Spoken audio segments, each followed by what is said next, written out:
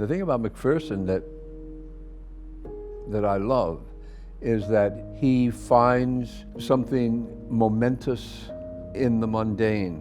What I love about Conor McPherson's writing is the lyricism of it and the power of these stories. McPherson, he creates the world so vividly. When you're speaking those words, he's laid it out for you, and I think that it's enthralling to hear, and it's also very enthralling to live that story as well. I moved out in the summer.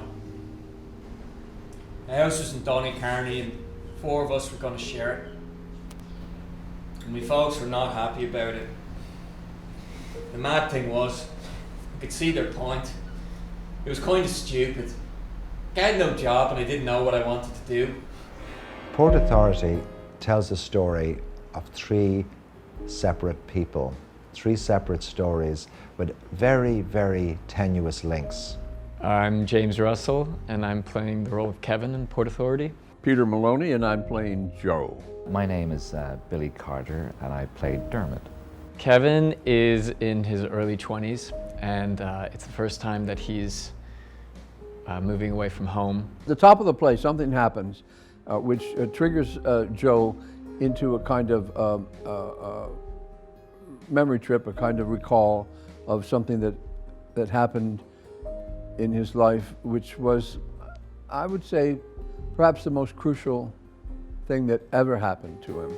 We find Dermot, he's been given a new job in a new environment that he's ill-equipped both professionally and personally, and everything what happens in this journey is kind of first time for Dermot.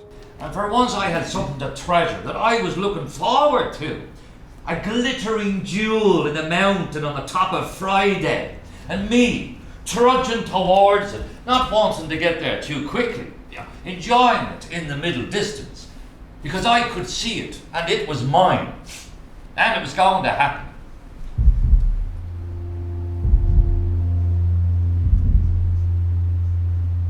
Sister Pat knocked while I was getting dressed.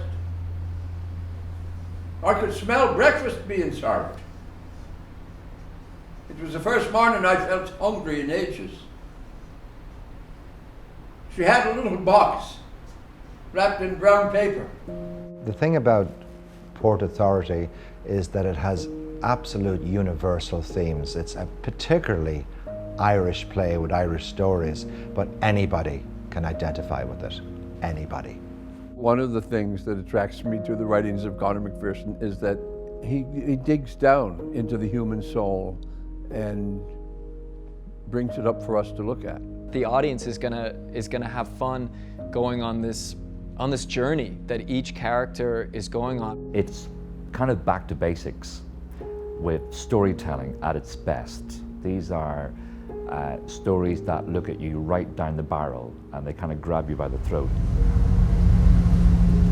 Dinner Friday night, O'Hagan's house. A kind of a welcome to the fold. And the elation of a huge salary in an interesting job and having impressed these clean-shaven, tailor-made suits was clashing with the embarrassment of having to present Mary to them. God was telling me he was taking her because I was really supposed to be with somebody else. But she was fine and clean as a whistle. When I went to see her the next evening, and Mr. Ellis was confident she'd be home within the week, which I took as a sign that everything was all right and normal in the world, and I shouldn't be giving myself heart attacks over nothing. She was always with some spiky haired crusty, who you could see was from Dublin Force and were putting on a bit of an accent. They're all rich and spoiled, better looking than any of us. We're delighted that to be here with Port Authority at the DR2 Theatre in Union Square, whilst our own home theatre is being renovated. It's a perfect intimate house and lends itself just right for this play.